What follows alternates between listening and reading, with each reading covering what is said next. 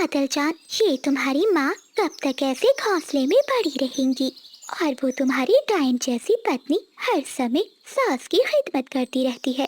तुम कुछ ऐसा करो कि तुम्हारी माँ सारी जायदाद तुम्हारे नाम कर दे, और फिर हम दोनों ये जंगल छोड़कर चले जाएंगे और शहर वाली जंगल जाकर शादी कर लेंगे। हाँ हाँ नीली जी, तुम चिंता नहीं करो। अब मैं माँ के साथ ऐसा व्यवहार करूँगा कि माँ खुद कहेगी मुझे नदी में फेंक आओ। तोते भैया, देखा आपने, ये काली डाइन हमारे बादल भैया को बहकाकर उसके घर को बर्बाद कर रही है। और वो बेचारी बिजली, उसे तो खबर ही नहीं कि इसका पति क्या कर रहा है। चिड़िया बहन, अब वक्त आ गया है डॉक्टर चीकू की एंट्री का। अब मैं माँ जी का ऐसा इलाज करूँगा कि बुखार बादल कफे को चढ़ जाएगा। हाय ओए, मेरी कमर, मेरा सर, लगता है मेरा आखिरी समय आ गया है।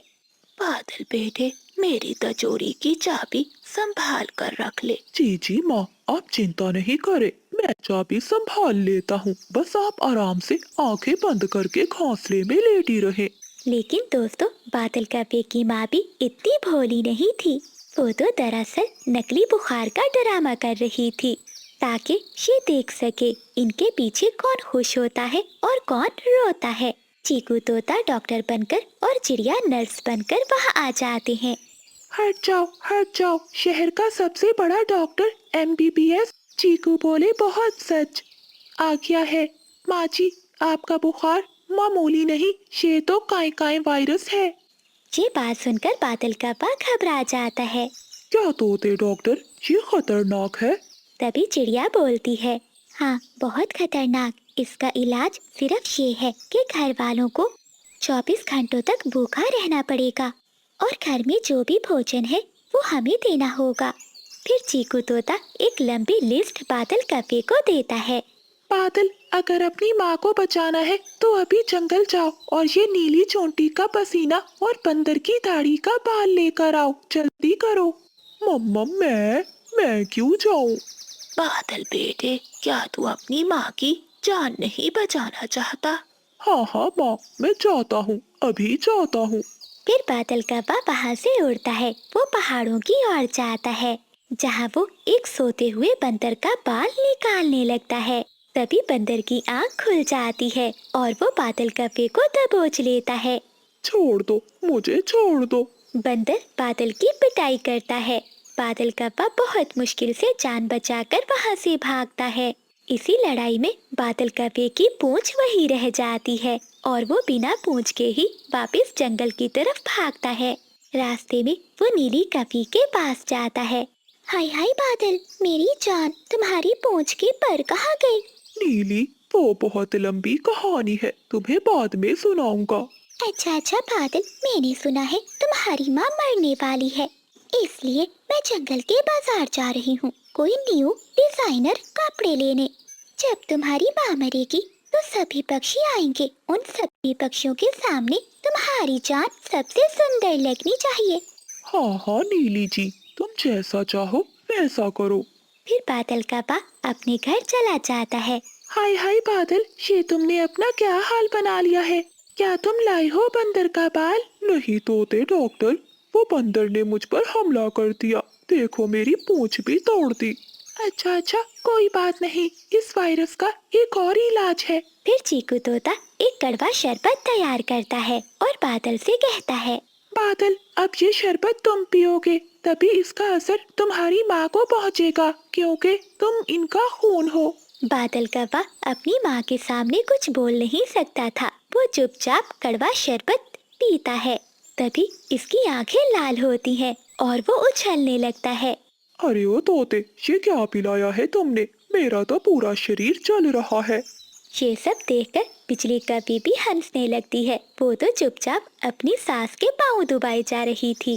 बेटे, तुझे अपने शरीर की पड़ी है, क्या तू मेरी मौत का इंतजार कर रहा है? बस बस बस, अब बहुत हो गया, मुझसे और बर्दाश्त नहीं होता। अब ये बुढ़िया मरती है तो मर जाए, मुझे इससे क्या, मुझे तो ये जायदाद चाहिए। ये सुनते ही सावित्री अपने घोंसले से उठ जाती है और एक बड़ा डंडा उठाकर बादल कब्बे की खूब पिटाई करती है। अगर तू मेरा बेटा है तो मैं भी तेरी माँ हूँ। तुझी को आजमाने के लिए मैंने ये सारा खेल खेला था। अगर तू मेरी कदर करता तो पूरी जायदाद तेरी होती, लेकिन अब नहीं, क्योंकि अब मैंने अपनी पूरी जायदाद अपनी बहू बिजली के नाम कर दी है और तू निकल जा मेरे घर से। ऐसा कहते हुए सावित्री बादल कव्वे को घर से निकाल देती है। तोते और चिड़िया, आज तो तुम दोनों ने कमाल कर दिया। तुम्हारी डॉक्टरी ने तो मुर्दा में भी जान डाल दी। ऐसा कहते हुए वो सब हंसने लगते हैं। तो दोस्तों, सावित्री का बुखार तो नकली था, लेकिन बादल को जो मार पड़ी वो बिल्कुल असली थी। बिजली कव्वे की सेवा रंग लाई और तोते की फीस हरी मिर्चों से पक्की हो गई। माता पिता की सेवा में ही बरकत है और लालच का अंजाम हमेशा कड़वा होता है, जैसे नीम का शरबत। प्यारे दोस्तों, कहानी को लाइक, चैनल को सब्सक्राइब और अपने दोस्तों के साथ शेयर करना मत भूलिएगा। आपका धन्यवाद। कोमल चिड़िया की छत में एक छेद था। बारिशों के दिन थे। कोमल चिड़िया अपने 3 बच्चों के साथ अपने घोंसले में लेटी हुई थी। बच्चों, इस छेद से तो बारिश अंदर आ रही है। आज तो मैंने बाल्टी रख दी है। कल बारिश रुकते ही हम वो छेद बंद कर देंगे। तभी चिड़िया की बड़ी बेटी मीना अपनी माँ से कहती है, हाँ मम्मा, बारिश सीधा अंदर आती है और ठंड भी बहुत लगती है। कल हम तीनों बहनें जाकर जंगल से सूखे पत्ते ले आएंगी और फिर आप इस छेद को बंद कर देना। हाँ हाँ मम्मा, हम सब मिलकर काम करेंगी। हाँ हाँ, मेरी तीनों बहादुर बेटियाँ अब मेरे साथ काम करवाएंगी। वो रात तेज बारिश में गुजर जाती है। अगली सुबह बारिश रुक जाती है। चलो चुन्नी मुन्नी, जब तक माँ दाना लेकर आती है हम पत्ते ले आते हैं। फिर वो तीनों बहनें वहाँ से उड़ जाती हैं। रास्ते में उन्हें एक पेड़ मिलता है जिसके पत्ते बड़े थे। मीना दीदी, इस पेड़ के पत्ते तो बहुत बड़े हैं, ये हमारे काम आ जाएंगे। हाँ मुन्नी, ये पत्ता ठीक है। फिर वो तीनों बहनें उस पेड़ के 3 पत्ते तोड़ती हैं और अपने घर चली जाती हैं। कोमल चिड़िया भी दाना लेकर आ चुकी थी और वो बच्चों के लिए भोजन बना रही थी। मेरी बेटियों, तुम कहाँ चली गई थी? मैं कब से तुम्हारा इंतजार कर रही हूँ। मम्मा, ये देखिए, हम तीनों पत्ते ले आई हैं। आप ये पत्ते छत पर लगा दें। ठीक है मीना, तुम अपनी दोनों बहनों को भोजन दो, मैं ये पत्ते छत पर लगा देती हूँ। फिर मामा चिड़िया वो पत्ते लेकर अपनी छत के ऊपर चली जाती है और वो पत्ते छत पर लगाने लगती है।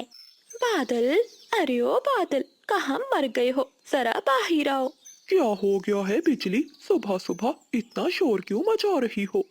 बादल, ये देखो, किसी ने मेरे पेड़ के 3 पत्ते चुरा लिए हैं। हाँ बिजली, कुछ देर पहले यहाँ चिड़िया की तीनों बेटियाँ बैठी थी, हो ना हो वही पत्ते चुरा कर ले गई है।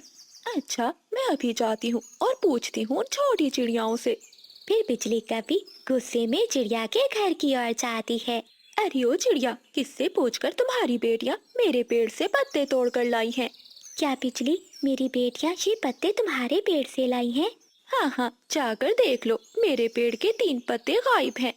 बिजली बहन, इसमें कौन सी बड़ी बात है अगर मेरी बेटियाँ पत्ते ले भी आई हैं। वैसे भी हवा से पत्ते तो गिर ही जाते हैं। हवा से गिरते हैं तो गिर जाए, लेकिन मैं किसी पक्षी को अपने पेड़ से पत्ता नहीं तोड़ने दूंगी।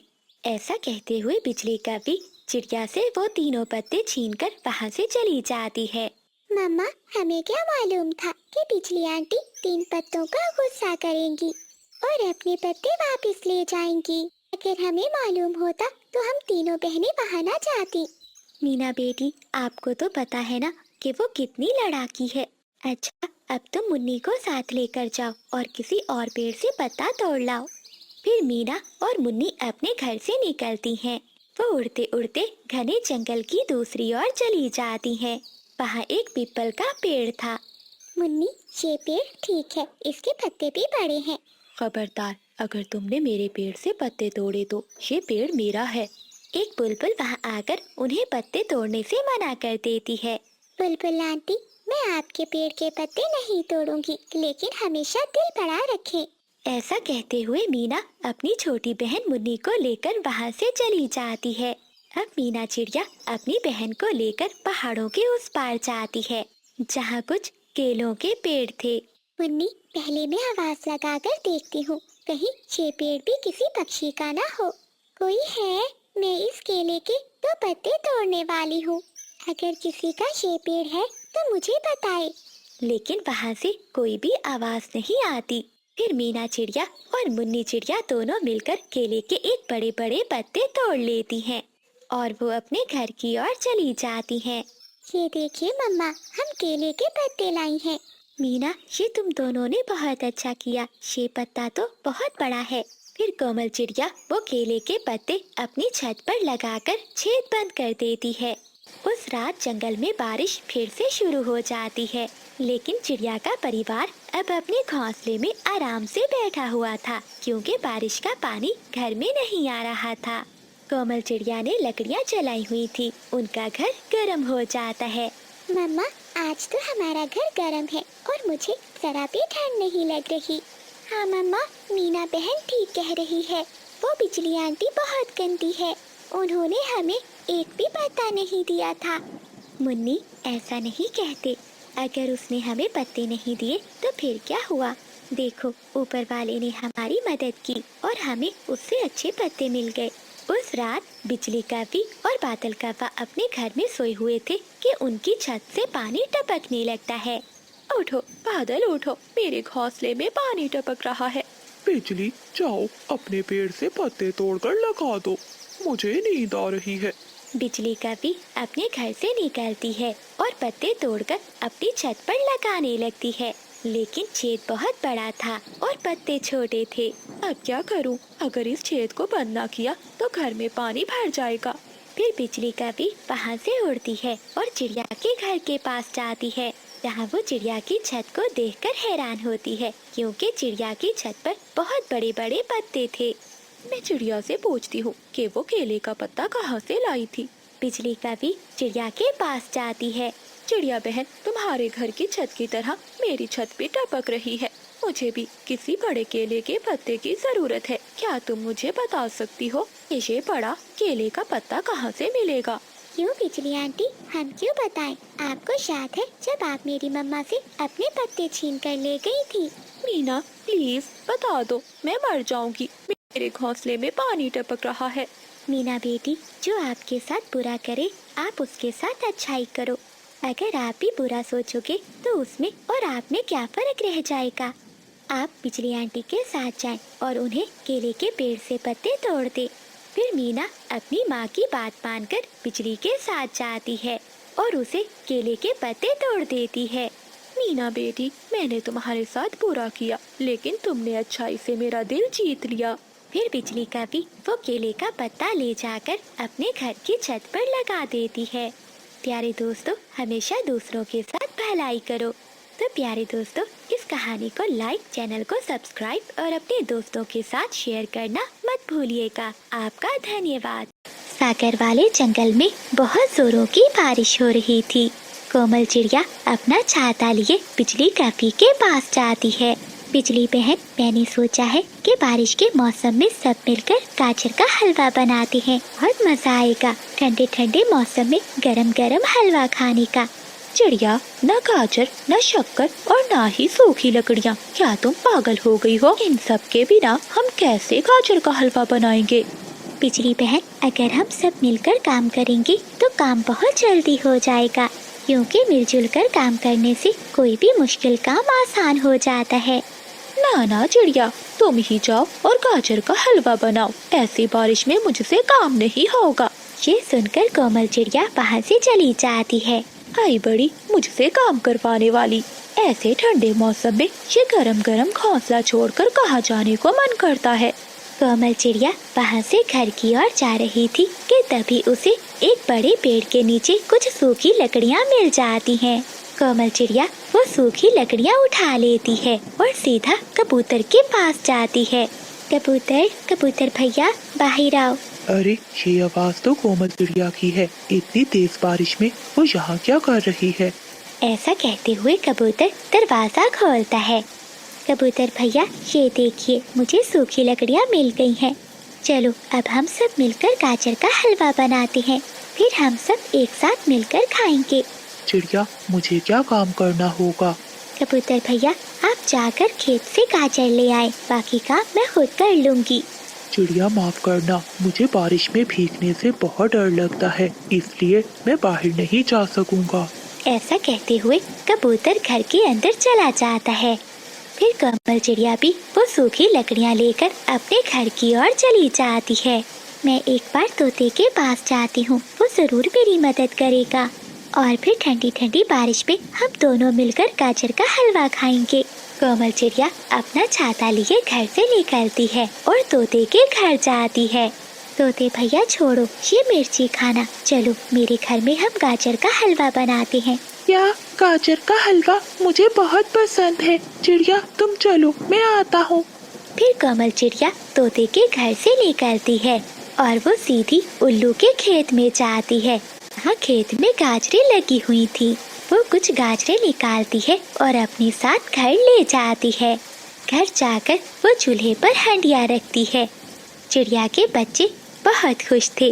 मीना और बबलू, अब तुम थोड़ी देर इंतजार करो, गाजर का हलवा बहुत जल्दी बन जाएगा। मैं जाकर किसान की पत्नी से थोड़ी शक्कर लेकर आती हूँ। फिर कोमल चिड़िया अपना छाता लिए किसान की पत्नी के घर जाती है। माँ जी, मैं गाजर का हलवा बना रही हूँ, क्या मुझे थोड़ी सी शक्कर मिलेगी? हाँ हाँ छोटी चिड़िया, क्यों नहीं, शक्कर तुम्हें मिलेगी, मैं अभी लेकर आती हूँ। फिर किसान की पत्नी रसोई से शक्कर लाकर कोमल चिड़िया को दे देती है। कोमल चिड़िया वो शक्कर का डिब्बा लेकर अपने घर की ओर चली जाती है। थोड़ी ही देर में चिड़िया गाजर का हलवा बना लेती है। गाजर के हलवे की खुशबू हवा के साथ सभी पक्षियों के घरों में जा रही थी।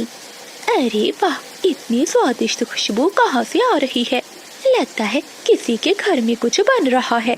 बिजली का भी ऐसा सोचते हुए अपने घर से निकलती है और तोते के पास जाती है। अरे तोते, ये खुशबू कहाँ से आ रही है, क्या तुम कुछ बना रहे हो? नहीं नहीं बिजली, इतनी तेज बारिश में कहाँ बाहर जाने को मन करता है। लेकिन हाँ, चिड़िया आई थी मेरे पास, वो कह रही थी कि गाजर का हलवा बना रही है। लगता है ये खुशबू चिड़िया के घर से आ रही है। हाँ हाँ तोते, आई थी चिड़िया मेरे पास भी, लेकिन मैंने उसके साथ कोई काम नहीं करवाया।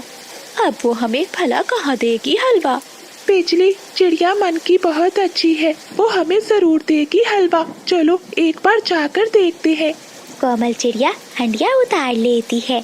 तभी चिड़िया के घर के दरवाजे पर दस्तक होती है। बच्चों, हलवा बन गया है, लेकिन अभी गर्म है, थोड़ी देर सब्र कर जाओ, मैं बाहर देख कर आती हूँ कौन है इस समय। कोमल चिड़िया दरवाजा खोलती है तो बाहर बिजली का भी और तोता बैठे हुए थे। चिड़िया बहन, ये खुशबू कैसी आ रही है? बिजली, ये खुशबू गाजर के हलवे की है। मैंने कहा था ना कि मिलकर काम करते हैं और मिलकर गाजर का हलवा खाएंगे, लेकिन तुमने तो मेरी एक बात नहीं सुनी।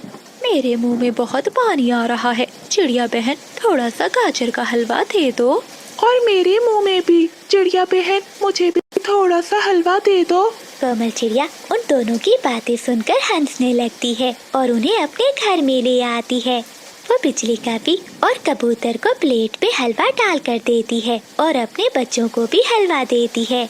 तभी खिड़की में कबूतर आकर बोलता है, कबूतर भाई, बारिश में भीगे और तुम सब खाओ गाजर का हलवा। रुके रुके कबूतर भैया, मैं अभी दरवाजा खोलती हूँ। फिर कोमल चिड़िया दरवाजा खोलती है और कबूतर भी अंदर आ जाता है। वो सब मिलकर गाजर का गरम गरम हलवा खाते हैं और सब कोमल चिड़िया को धन्यवाद करते हैं।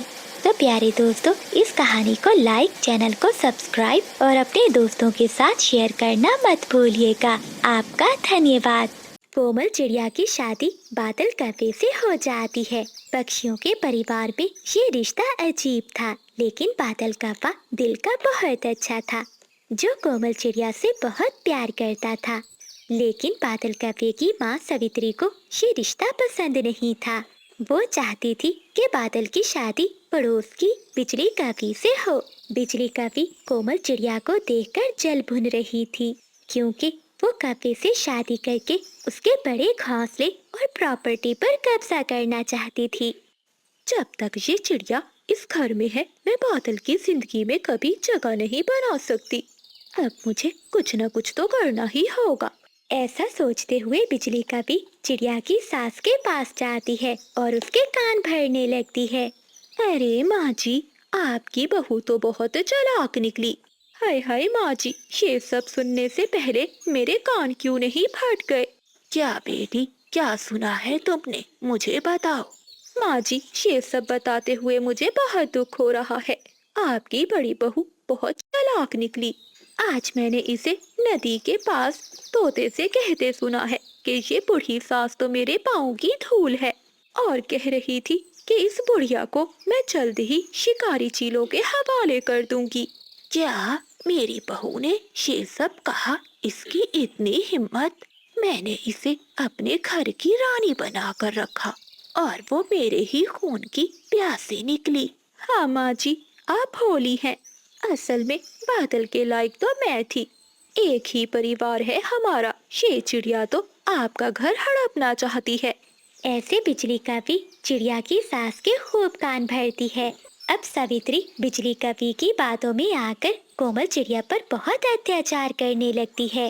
अरे ओ कोमल, ये क्या गंद मचाया है? सारा दिन मटक मटक कर उड़ती रहती हो, कभी भी कोई ढंग का काम नहीं किया। जाओ अभी जाकर नदी के उस पार से मेरे लिए नरम नरम घास लेकर आओ और फिर मेरा घोंसला तैयार करो।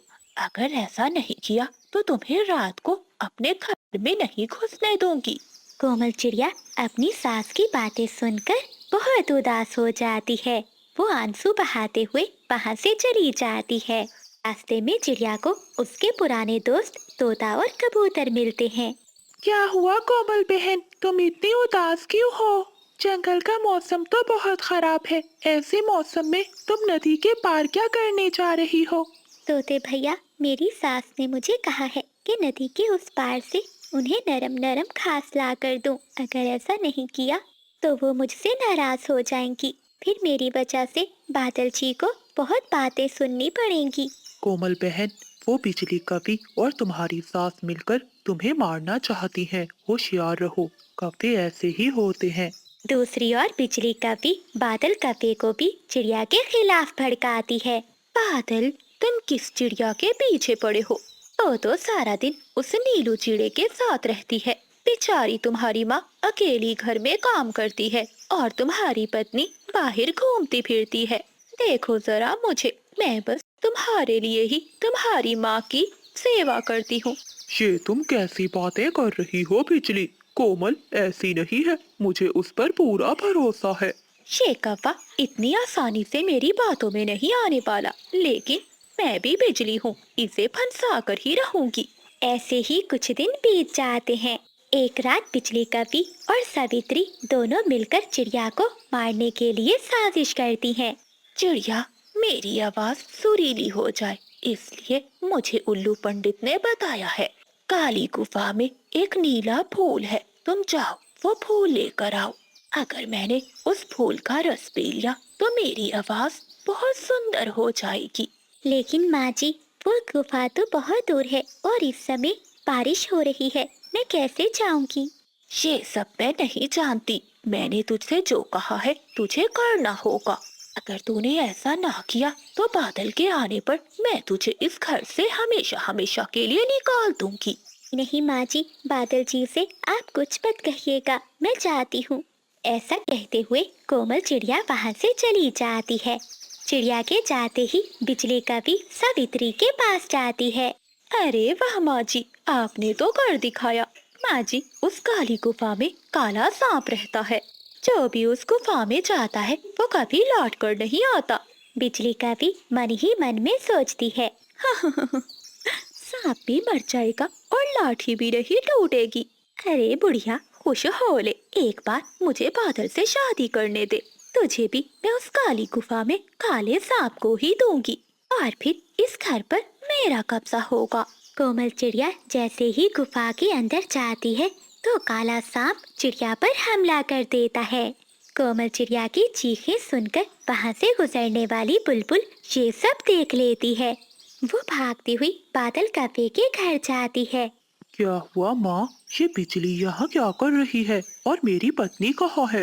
बादल, तुम्हारी माँ को ये बताते हुए भी शर्म आएगी कि तुम्हारी पत्नी उस नीलू चिड़े के साथ भाग गई। क्या ये तुम क्या कह रही हो? ऐसा नहीं हो सकता, मेरी पत्नी ऐसा नहीं कर सकती। तभी बुलबुल वहाँ आती है और वो कव्वे से कहती है, बादल जल्दी करो, तुम यहाँ बैठे हो और वहाँ काले सांप ने तुम्हारी पत्नी पर हमला कर दिया है। मैं अकेली उस सांप का मुकाबला नहीं कर सकती, तुम मेरे साथ चलो। ये सुनते ही बादल कव्वा बुलबुल के साथ भाग जाता है। बुलबुल और बादल कव्वा कबूतर और तोते को भी अपने साथ गुफा में ले जाते हैं। वो चारों चिड़िया को उस काले सांप से आजाद करवाते हैं और फिर सब अपनी तेज चोंचों से उस सांप को मार मार कर जान से ही मार देते हैं। कोमल चिड़िया घायल हो चुकी थी। कोमल, ये सब कैसे हुआ? कुछ नहीं पति जी, मैं ठीक हूँ। बस करो कोमल, और कितना चुप रहोगी? बादल, ये सब किया तुम्हारी माँ और उस बिजली कवि का है। वो कवि तुमसे शादी करके तुम्हारे घर पर कब्जा करना चाहती है। इसी साजिश में उसने तुम्हारी माँ को भी मिला लिया है। ये सब सुनकर बादल कव्वे को बहुत गुस्सा आता है और वो वहाँ से चिड़िया को लेकर घर चला जाता है। माँ और बिजली, तुमने ये अच्छा नहीं किया। तुम दोनों ने मेरी पत्नी की जान लेना चाही, इसलिए मैं तुम दोनों को चील महारानी के हवाले कर रहा हूँ। चील महारानी का सुनकर बिजली कव्वी तो वहाँ से भाग जाती है। अरे बिजली, कहाँ जा रही हो? तुम भी इन सब में शामिल हो। लेकिन बिजली कव्वी पीछे मुड़कर नहीं देखती और वो भाग जाती है। देखा माँ, तुम जिसकी बातों में आकर अपनी बहू को मारने चली थी, वही कवि अब तुम्हारी बात भी नहीं सुन रही और तुम्हें अकेला छोड़कर चली गई। वो कवि तो तुम्हें अपनी बातों में फंसाकर इस घर पर कब्जा करना चाहती थी। वहीं सावित्री को अब अपनी गलती का एहसास हो गया था। वो फूट फूट कर रोने लगती है। कोमल बेटी, मुझे माफ कर दे। मैं उस काली कवि की बातों में आ गई थी और उसकी काली बातों पर यकीन कर बैठी। मैंने अपने घर के चिराग को ही बुझाना चाहा। अब इस पछतावे की आग मुझे जला रही है। माँ जी, आप भटक गई थी। अब अंधेरा खत्म हो गया है और उजाला हो गया है। प्यारे दोस्तों, अगर आपको सावित्री के पछतावे और कोमल चिड़िया के सब्र की ये कहानी अच्छी लगी है तो इसे लाइक करें और हमें बताएं कि क्या बादल को अपनी माँ को माफ कर देना चाहिए था। चैनल को सब्सक्राइब करें। मिलते हैं अगली कहानी में। बादल, देखो बाहर कितनी तूफानी बारिश है। छत से पानी टपक रहा है और भूख से मेरे पेट में चूहे दौड़ रहे हैं। अगर आज कुछ खाने को ना मिला तो मैं मर जाऊंगी। बिजली, बाहर इतनी तेज बारिश है, मैं कहाँ जाऊँ तुम्हारे लिए भोजन लेने? अच्छा, अगर मुझे भोजन नहीं ला कर दे सकते थे तो क्यों की मुझसे शादी? बिजली, अब तुम इतना कह ही रही हो तो जाता हूँ। ऐसा कहते हुए बादल कव्वा छाता लिए अपने घर से निकल जाता है। बादल कव्वा उड़ते उड़ते कबूतर के घर जाता है और उसके दरवाजे पर दस्तक देता है। कबूतर दरवाजा खोलता है। कबूतर यार, मेरी पत्नी बहुत भूखी है, अगर उसे कुछ खाने को ना मिला तो वो मर जाएगी। तुम्हें तो पता है इतनी तेज बारिश में और मुझे भोजन कहाँ से मिलेगा। तुम मुझे अपने खेत में से एक मकई का भुट्टा दे दो। बादल, तुम्हारा तो काम ही यही है, जब देखो आ जाती हो मुंह उठाकर। ये सुनकर बादल कव्वा रोने लगता है। ओह कबूतर यार, अगर मैं अपनी पत्नी के लिए मकई का भुट्टा ना लेकर गया तो वो मुझे डंडे से मारेगी। कबूतर को बादल कव्वे पर दया आ जाती है, इसलिए कबूतर बादल से कहता है, ठीक है, जाओ मेरे खेत में से एक भुट्टा लेकर चले जाओ। ये सुनकर बादल कव्वा बहुत खुश होता है और वो खुशी खुशी कबूतर के भुट्टे के खेत में चला जाता है। मैं एक नहीं बल्कि 4-4 भुट्टे लेकर जाऊंगा, थोड़ी ना उस कबूतर को पता चलेगा। फिर बादल कव्वा मकई के 4 भुट्टे तोड़कर वहाँ से चला जाता है। रास्ते में बादल कव्वा एक पेड़ के नीचे बैठ जाता है। भूख तो मुझे भी बहुत लगी हुई है, मैं ये भुट्टे खा लेता हूँ और फिर बिजली के लिए कबूतर से और भुट्टे मांग लूंगा। बादल कव्वा वहीं पेड़ के नीचे बैठकर मजे मजे से वो